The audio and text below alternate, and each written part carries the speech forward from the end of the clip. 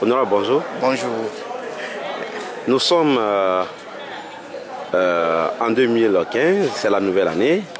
Alors, en tant que député de l'opposition de l'ANC, alors quels sont vos vœux pour la population de Logou qui vous ont élu?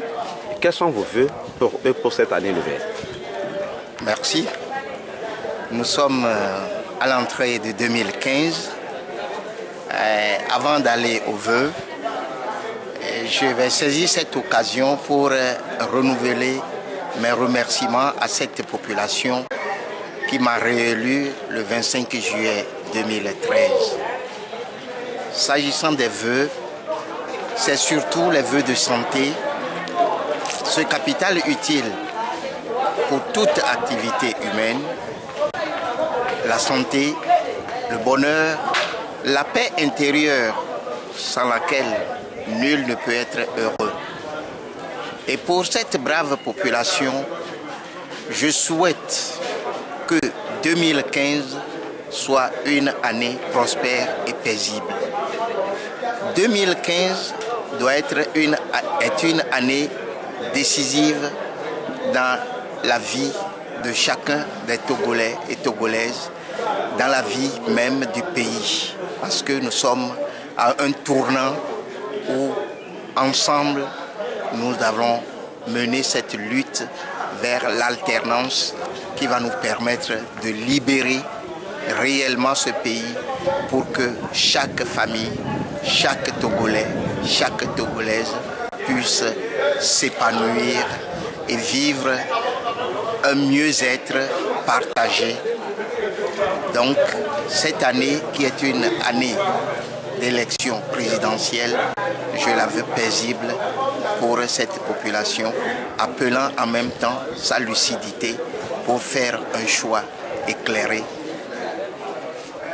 à la présidentielle. Alors, honorable, alors quelle est votre réaction par rapport aux questions de réforme constitutionnelle et institutionnelle qui est réclamée à corps et âme par l'opposition, mais que le parti au pouvoir fait la sourde d'oreille pour le moment? Oui, le parti au pouvoir joue au dilatoire. L'APG a recommandé les réformes.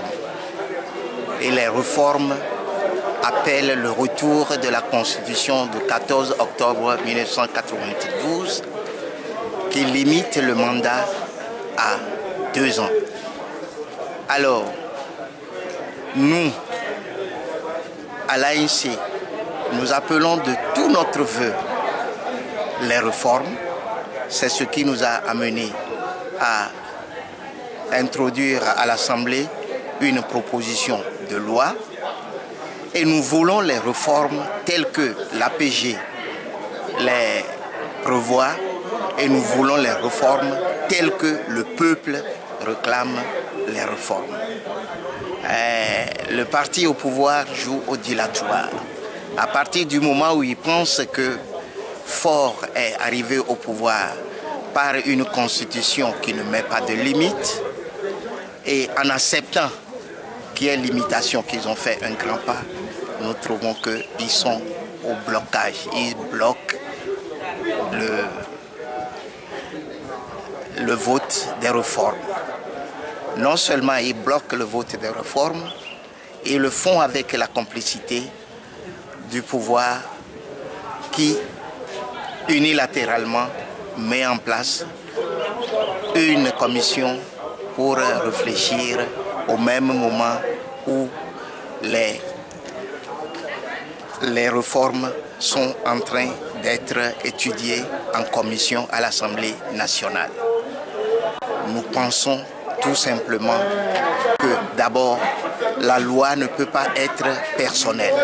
On ne va pas faire les réformes par rapport au chef de l'État.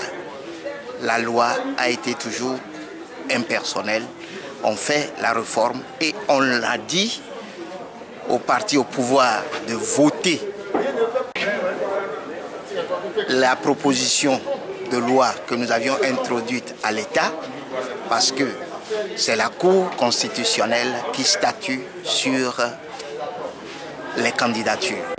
À ce niveau, chacun saura jouer son jeu.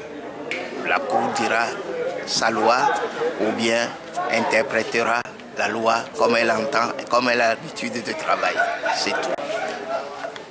En tant que représentant du peuple, donc représentant des citoyens à la base, des communautés à la base, vous venez d'assister au lancement officiel du projet et l'agneau de l'association Adiche. Alors, quelle est votre appréciation de ce projet? Oui, ça, je trouve que c'est un très bon projet.